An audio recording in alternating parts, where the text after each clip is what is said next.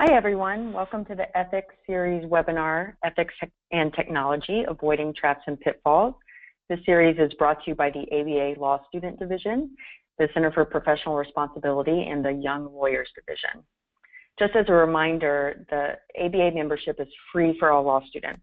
Law students can also upgrade your free ABA membership to enjoy exclusive premium benefits for only $25. My name is Meredith Small. I'll be serving as your moderator today.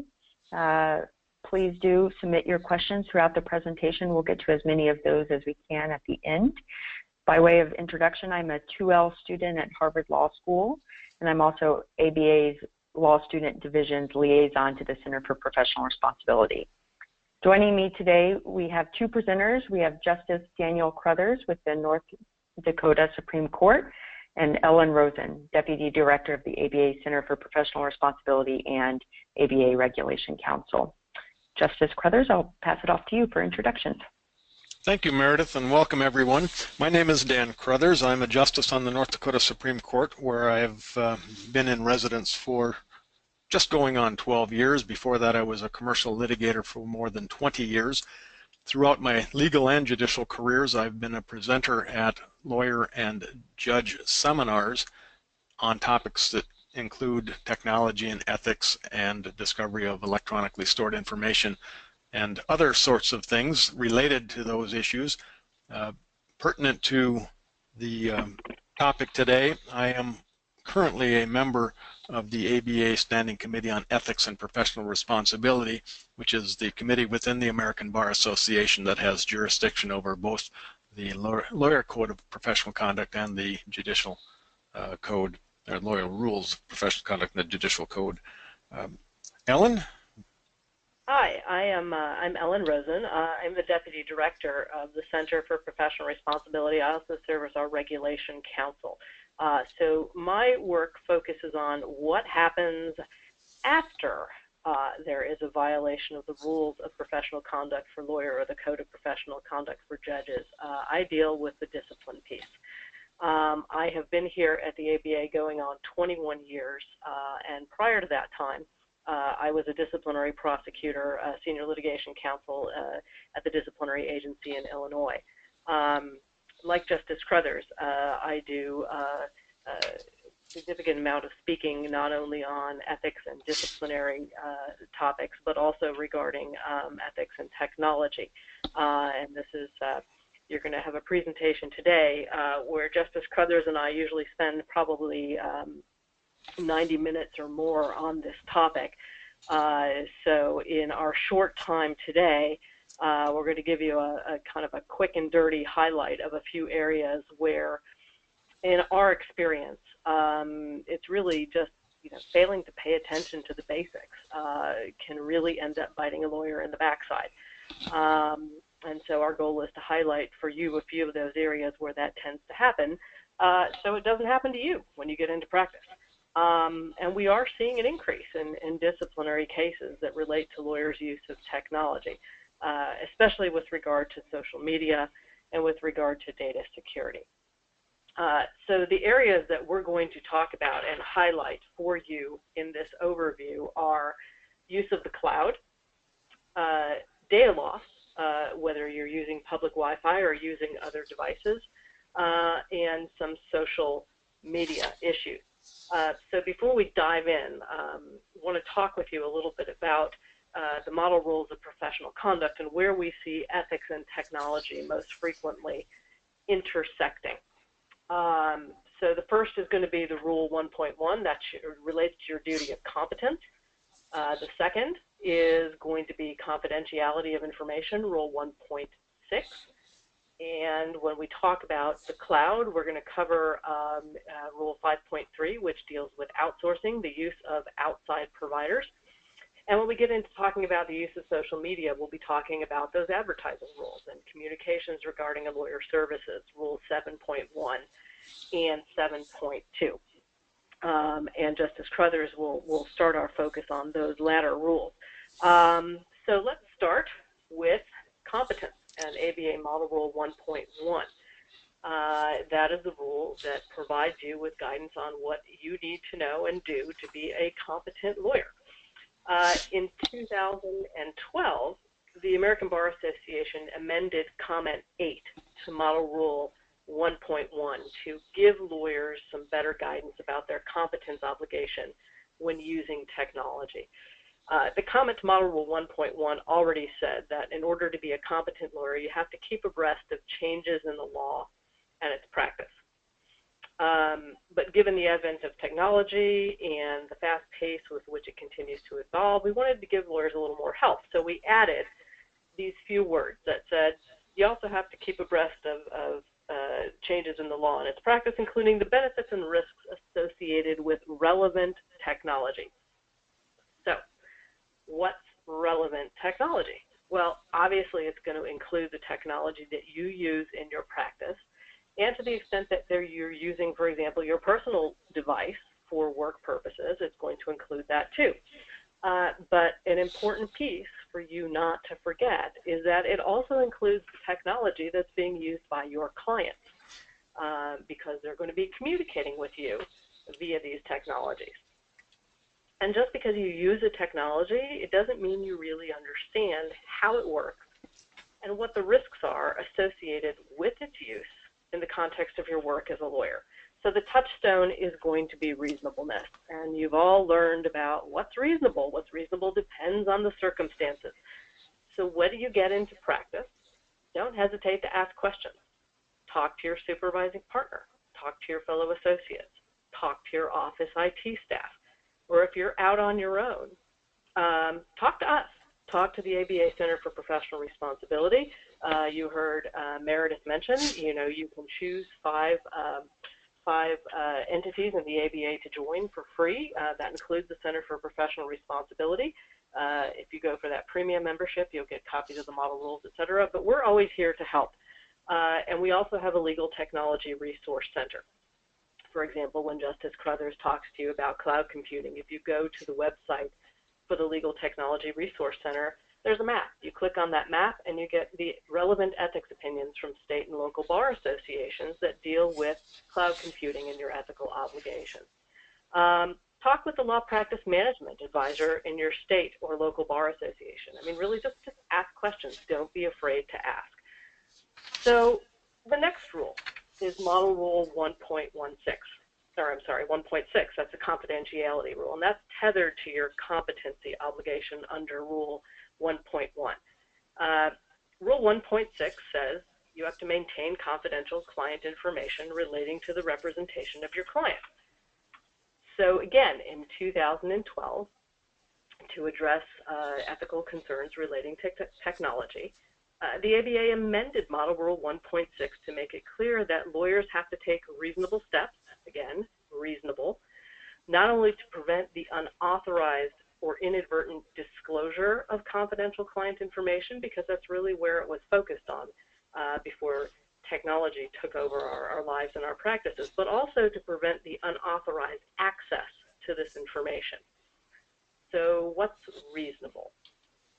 Well, we added a non-exclusive list of factors to help lawyers understand what these reasonable steps would be.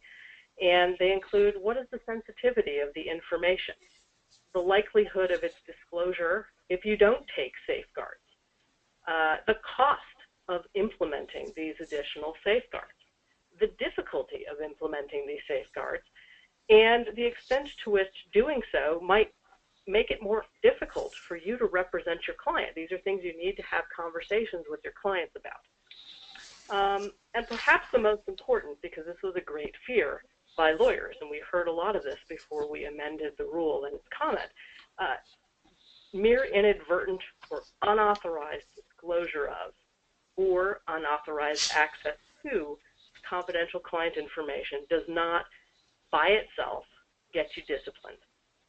So it's not so much the fact that you got hacked, but whether you took reasonable steps to prevent it. That's what the disciplinary agency is going to be looking at. If there's a complaint filed against you, they're going to look, did you take reasonable steps to prevent that hacking? And if you did, you're not going to be disciplined.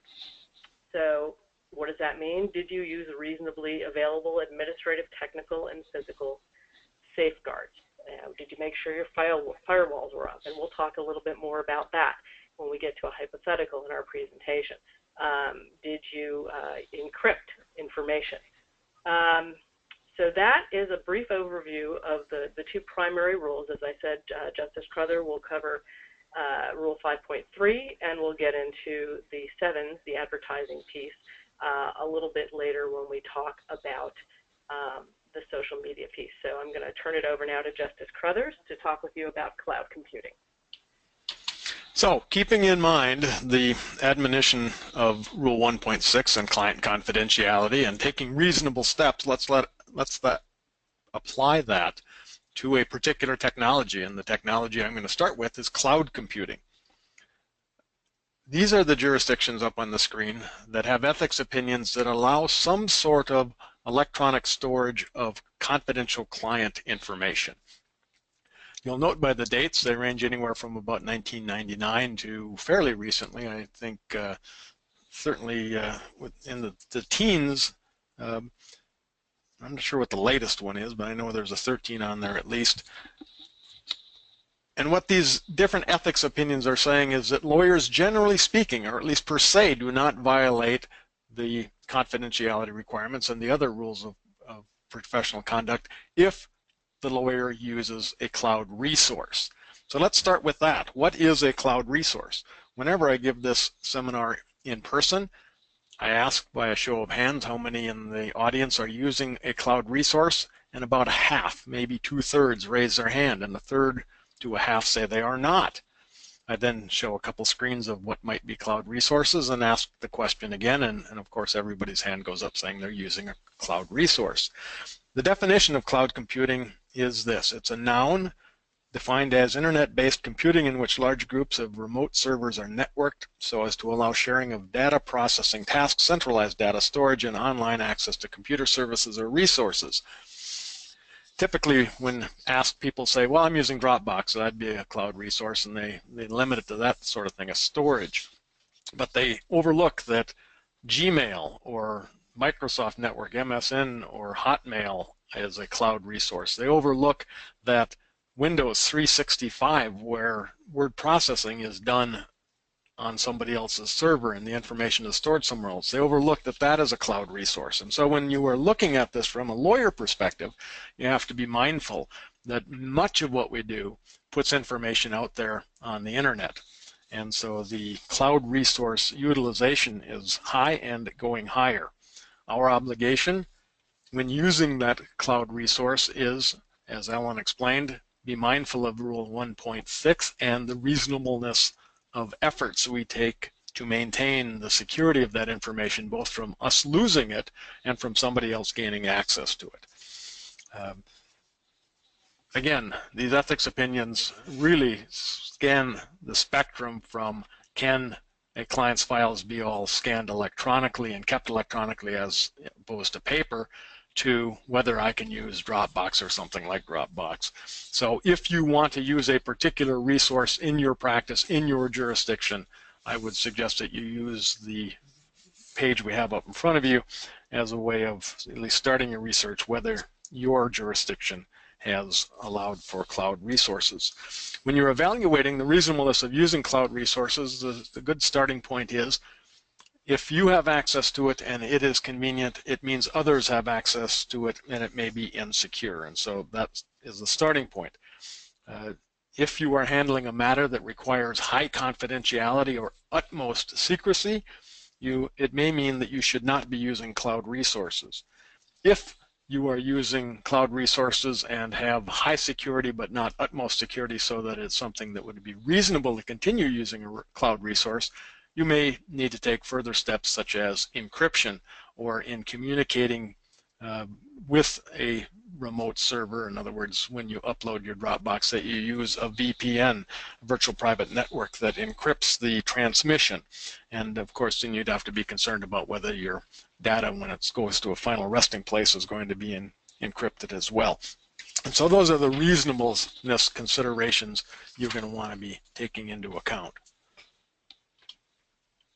The next item, as Ellyn mentioned, is I'm going to talk about Model Rule 5.3 and some of the possible places where things can go wrong.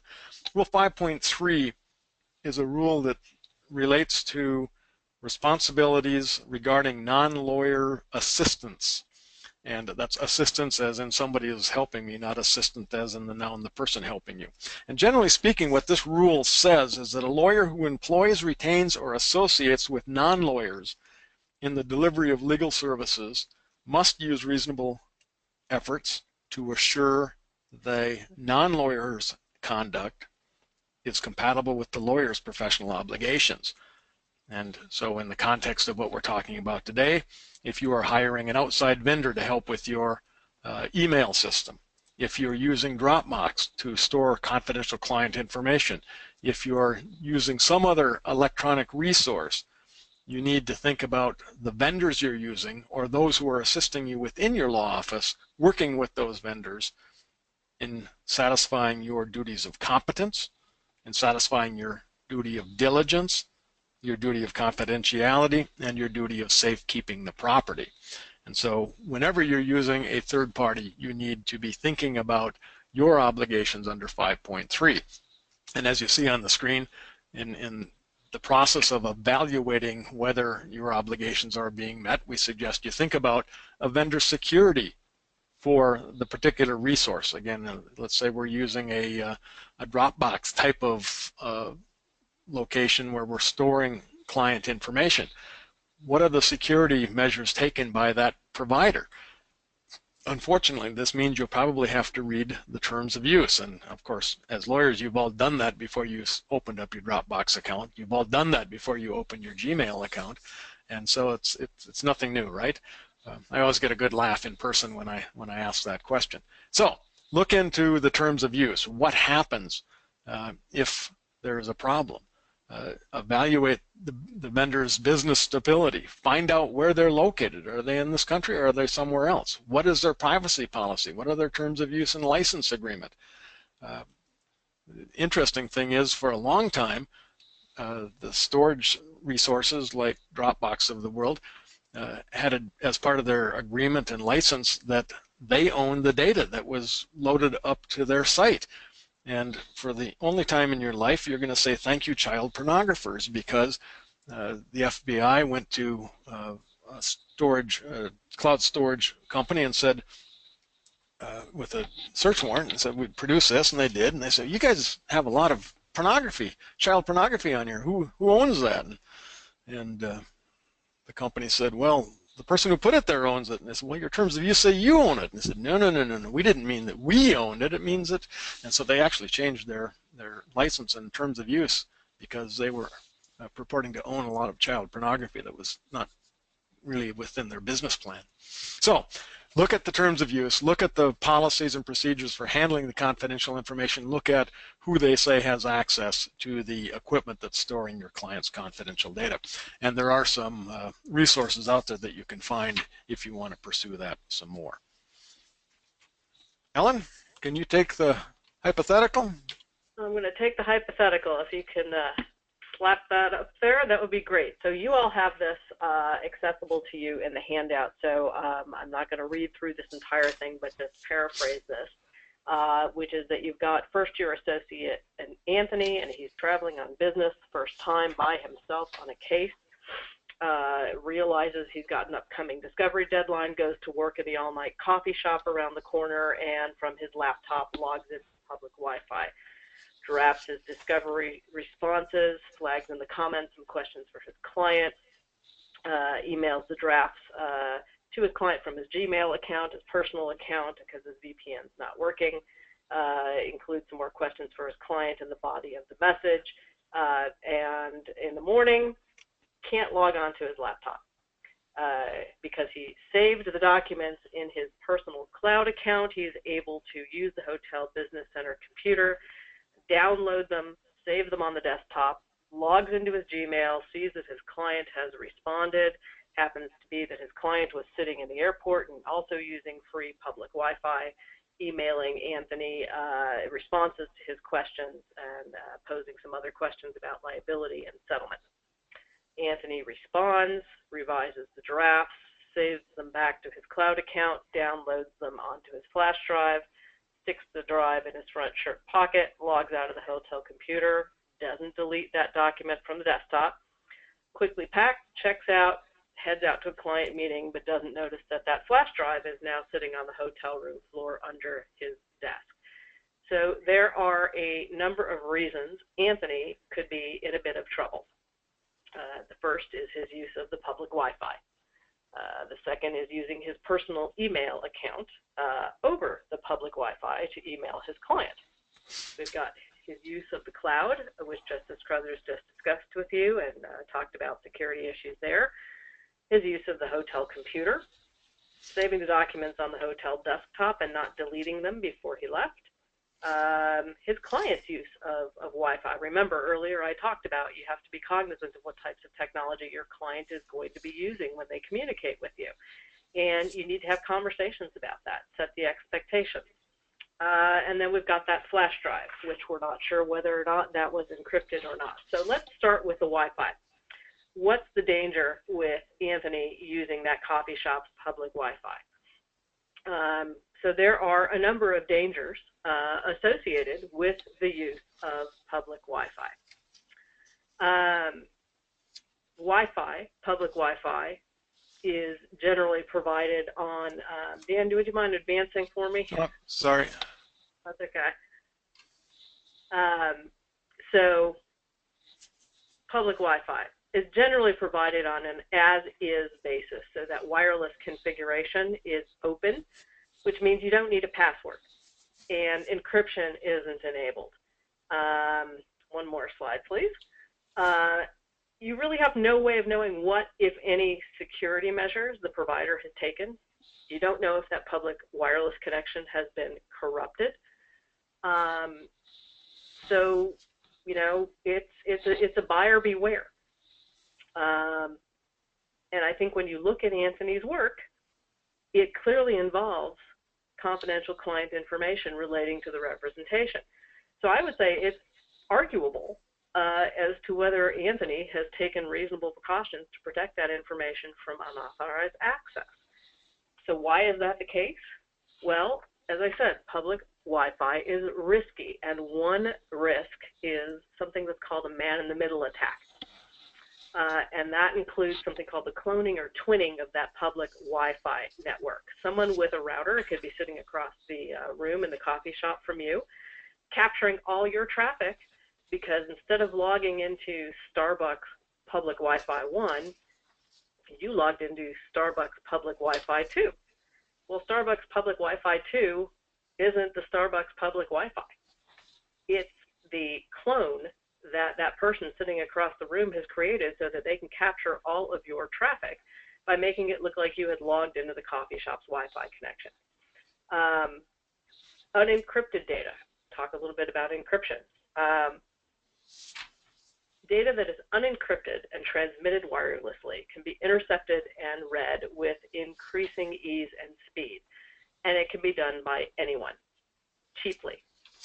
You can buy devices that capture those data packets that are going back and forth over these wireless networks, and then you can download for free software that's going to help you break into those packets and analyze the data. And I think one other thing people tend to forget, you don't know anything about the folks who own that coffee shop. So don't forget about the opportunity for the host of that public Wi-Fi network to monitor your traffic. They control the network. And so what about the fact that Anthony was using his laptop? Let's just say, for purposes of our conversation now, it was his office laptop. One thing you need to be cognizant of, in addition to your ethical obligations, is if you're working in a law firm, you're not a solo practitioner, you might be violating the office technology policy. You need to check into that, know what that policy says. Now, from an ethics perspective, Anthony needs to take reasonable precautions to make sure that the office equipment he's using is also secure. Is the firewall deployed? It seems kind of basic, but you have to check. Does he have the ability to encrypt the files and the transmissions? If so, he should. And even with these protections, he needs to assess whether or not this is a sensitive enough situation that the use of public Wi-Fi should be avoided altogether. And again, I go back to this. It's a conversation you need to have with your clients. Set the parameters, set the expectations at the outset of the representation. Using your personal email can be a risk too. So there may be situations where you as the lawyer should notify your client ahead of time about the possible risks of you both communicating using public Wi-Fi. You know, you don't want your client doing this too and providing information and having those risks as well over unsecured public Wi-Fi networks. So Anthony's use of the hotel computer, that thumb drive, and his personal cloud provider also raised some flags. Remember again what Justice Crothers talked about with regard to the cloud, and you know what I talked about those basic sliding view of the backside. He should not have saved that file to the hotel desktop, and he had a thumb drive with him. He could have downloaded it there. And he most certainly should have deleted that folder from the desktop before leaving the business center. And again, that thumb drive, was it encrypted? Open question. So those are some of the issues that we wanted to highlight for you when you're talking about using other devices and public Wi-Fi. And we're going to move in. We're getting a little pressed for time, so we're going to move right into social media. And before I do that, I've got a couple things I want to add to what Ellyn was talking about. Thumb drives are a real problem. The military bars their use because of security. Hotel desktops, when I travel, I typically try to look on the hotel desktop to see if there's any information that's there, and I have found just an incredible amount of private information. In addition, I have seen web pages that have been opened up that the user has not closed before they've left. The man in the middle attacks. The device actually costs about $99. You can buy it on the internet, and there are free YouTube videos to show you how to use it. And so this is not rocket surgery, as they say. This is stuff that any person can pick up. One of the most insidious things about public Wi-Fi or any Wi-Fi are the devices and the software that we use to access Wi-Fi. The Apple operating system, the iPhone, iPad operating system, the iOS, you have to manually forget this network in order to get rid of a network you've connected to. If you don't do that, if you connect to Starbucks, anytime that device has on the Wi-Fi, whenever it's looking for a Wi-Fi, it will automatically seek to connect to a known device. And so it will be looking for Starbucks, it will be looking for Hilton Hotel, it will be looking for wherever else you've logged in unless you manually forget that network. And that is not a good thing. Android, you can actually manage your connections, but with the iOS, you have to actually reset or physically forget the network while you're logged on. You can't go and do it after the fact. Windows, the same thing. If you're using Windows, the software says connect automatically and gives you an option, and so beware of that. Let's go on to some of the other items that we're going to talk about in terms of technologies, and that is emails. Email kind of comes on this agenda and goes off this agenda. For a while, there's not enough email use, and we don't really mention it, and then we get it back on our program because some catastrophic thing happens that gets a lawyer back in the headlines for misusing emails. And the one we have up on the screen is there was a high-profile litigator at Skadden who ends up sending an email that was not intended for wide distribution to the reporters. How does this usually happen? Our friend autocomplete. Our suggestion is that every lawyer turn off autocomplete, so when you start typing D. Crothers, DC, it doesn't send it to Dean Connor instead. So you have to watch out what that actual completion is, and the screen just shows you how to go about changing that.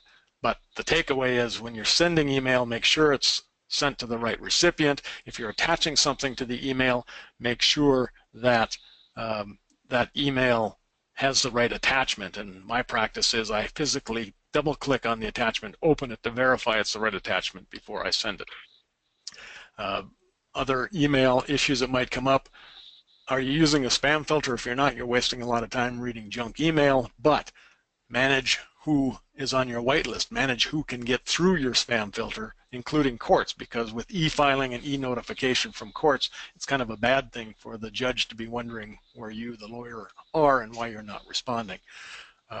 Train yourself, train those who are assisting you in providing legal services to not fall prey to the spear phishing, the whaling, and the other scams where you click on an attachment and either your computer is taken somewhere for subscription to a premium service, or worse yet, malware is loaded back onto your computer or to your portable device, and then that's a huge opportunity for mischief. And then, as Ellyn started this talking about, the lawyer's obligation is to think about what the lawyer is doing, but similarly has an obligation to think about what clients are doing and what are they using. What email address did the client provide you? Is it a Gmail account? And if so, are there security measures you have to warn your clients about? I suggest there are. There's another situation that is often overlooked. If you have a client who has a job, and as part of that job, the employer of the client provides a computer, is the client using the boss's computer to communicate confidential information with you, the lawyer of the client, not the boss, because the boss often retains the authority and sometimes exercises the power of monitoring the employees, the client's email and computer use, and so you can waive privilege if you're not careful doing that. And you can run afoul of both the competency and the communication requirements of the rules by not advising your client of that danger. Social media, the takeaway here is it can be misused in many of the same ways as email and the other technologies we've talked about. Because of our time, we want to make sure we have opportunity for questions, and if we exhaust those questions, we'll come back to these particular social medias. So, do we have questions? We don't have any questions yet, but let me just start with one and give people a chance to type their questions into the webinar interface. Thank you both.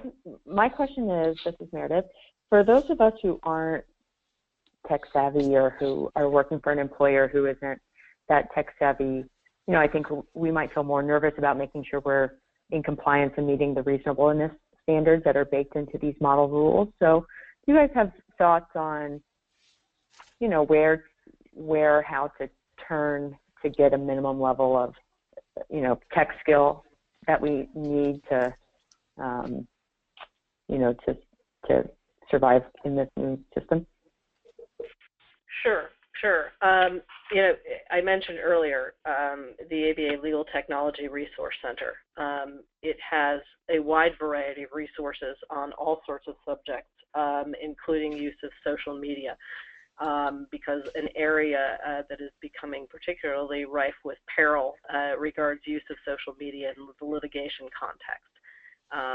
And you've seen some of that come up in terms of jury selection, et cetera. So I would suggest certainly, you know, the ABA, the Center, the Legal Technology Resource Center, but your state and local bar associations are going to have these types of programs to help you as well. Most state bars have a law practice management advisor, and they deal with these issues of technological competence and flagging these types of issues, and they will hold workshops typically in classes, as well as have an online library of resources for you. And I add, can I add one thing? One of the first screens I put up was a splash screen full of ethics opinions. These are advisory ethics opinions that are issued by some state bar association or some bar association. Most of them are state bar associations. Larger cities have city bar associations or county bar associations. For instance, there's a New York City Bar, there's a New York State Bar. Some of the California larger metropolitan areas have either city or county bars. And these organizations issue advisory ethics opinions. And so if you're looking for guidance on what to do, it's a simple matter of typing in a Google search for lawyer ethics opinion cloud computing, and you will get results. And so that's a great resource.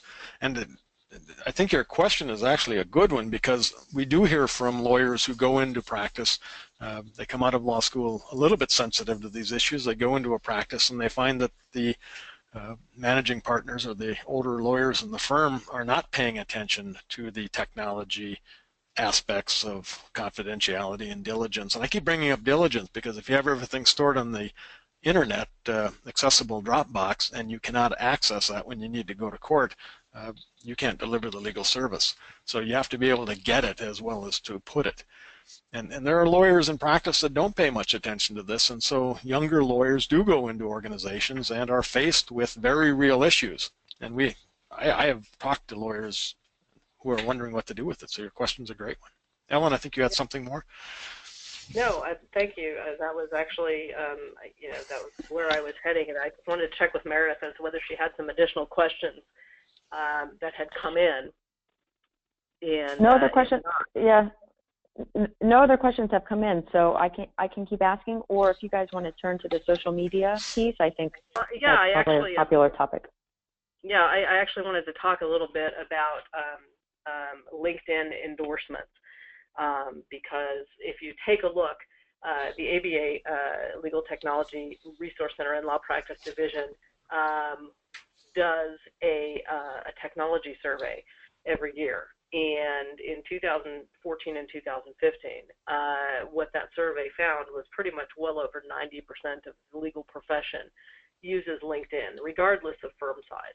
The percentages varied a little bit here and there, but it is a very important resource for lawyers. And so the question has arisen, what about those LinkedIn endorsements? Are they ethical? And so the place you are always going to need to start is when you're dealing with communications about a lawyer's services is Model Rule 7.1. And that says a lawyer shall not make false or misleading communications about the lawyer or the lawyer's services. So even if your use of LinkedIn is not considered to be lawyer advertising, and that really is a state-by-state issue, and that is where those ethics opinions come in very handy. There are other ethical implications for LinkedIn and the endorsements and recommendations. There have been a number of state and local bar ethics opinions that address this very issue. Most recently, the Ohio Board of Professional Conduct Opinion 2016-8, New York City Bar Association Opinion 2015-7, New York County Lawyers Association Opinion 748, West Virginia Opinion 2015-2, and the Pennsylvania Bar Association has its opinion 2014-300. Generally, what all of these opinions conclude is that lawyers are responsible for monitoring third-party endorsements and recommendations on LinkedIn to ensure that they are truthful and not misleading. And if they are, these opinions say that you're obligated to correct or remove that inaccurate endorsement or recommendation. Why is that? Why are you responsible for what others say about you? Because you have control on LinkedIn over the entire content of your profile. That includes the endorsements and recommendation by other users. You can delete them, you can hide them. So always check your local rules, because your use of LinkedIn may be considered advertising in that state. It may not. Always check the ethics opinions. Always check the case law. One other thing you see on the slide here, skills and expertise. These ethics opinions talk about your obligation to make sure that information is truthful as well. If you are a probate lawyer and somebody puts up their your skills and expertise and recommends you or endorses you for being a real estate litigator, you may have a problem. So this is, again, some of this may seem a little bit basic, but sometimes, when you're moving along and you're trying to market your business, you're trying to deal with client matters, those basics are not always at the forefront of your thought. So that is with regard to LinkedIn endorsements. One other small piece relates to Twitter. Ellyn? Yeah. Before you switch to Twitter, can I say one more thing about LinkedIn? On the skills and expertise, some jurisdictions prohibit lawyers from advertising a specialty. Other jurisdictions require registration or certification or some objective proof of expertise of a specialty. And so beware, if you are going to list a skill and expertise, that it complies with your jurisdiction's restriction on specialty practices. Exactly. And in fact, I believe originally on LinkedIn, instead of skills and expertise, it had listed specialties, and it was creating such a problem for lawyers that actually LinkedIn then changed it to skills and expertise. That's correct. It's still a concern, but you're right. It was nailing lawyers square between the eyes.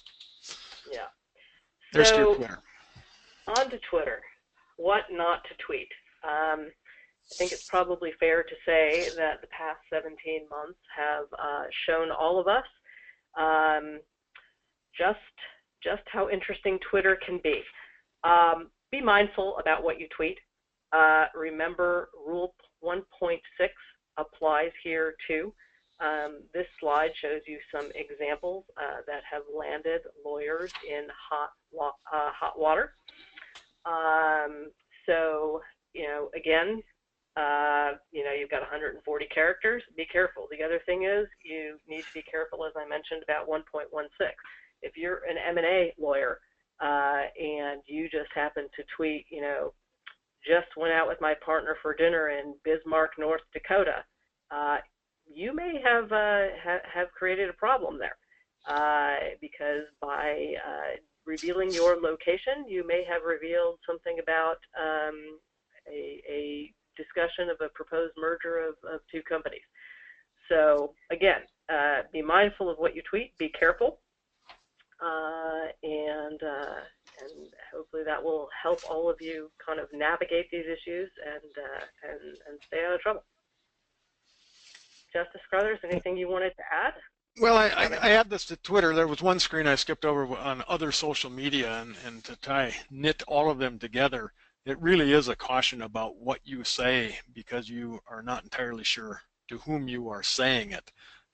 On all social media, you may intend the audience to be a select one or a narrow one or a private one, and even with the utmost of security settings dialed in so that you're only communicating with a handful of people or a small group or an intended group, you have no control over what the other party does with your information.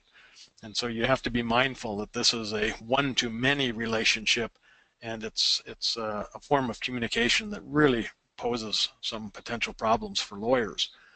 Ellyn used LinkedIn as the example of when lawyers have an obligation to clean up what others are saying about you. That is not limited to LinkedIn. LinkedIn has a clear and easy way to monitor and clean up the accounts, but any social media or any public reception or receptacle for information about you provides you with the same obligation. If you can alter the content of the information that is posted, the rules, I think, will be interpreted the same to suggest that you have an obligation to monitor and try to clean up false information that's out there and posted. And that's, go ahead. Yeah, no, that's correct. And the other thing is that you also have an opportunity on some of these sites like Avo to perhaps respond to a negative review or a negative comment. Be very, very careful if you choose to do so. Lawyers have been disciplined and have gotten in trouble for doing that because in the process of responding to a negative review, they have revealed confidential client information. So again, things, you may have an immediate reaction, oh, I need to respond to this, it's completely and utterly false. Take a beat. That's the one thing about technology that tends to get a lot of people in trouble, is it conveys this sense of immediacy. Take a beat. Think about it before you respond. I concur, and with that, the clock tells me we are running out of time, so we turn it over to Meredith. Great. Thank you guys both so much. Thank you to all of our attendees for attending today's webinar. We hope that you'll join us for the rest in our upcoming ethics series webinars. And with that, we're out of time, so we'll end it there. Thank you all. Have a good afternoon.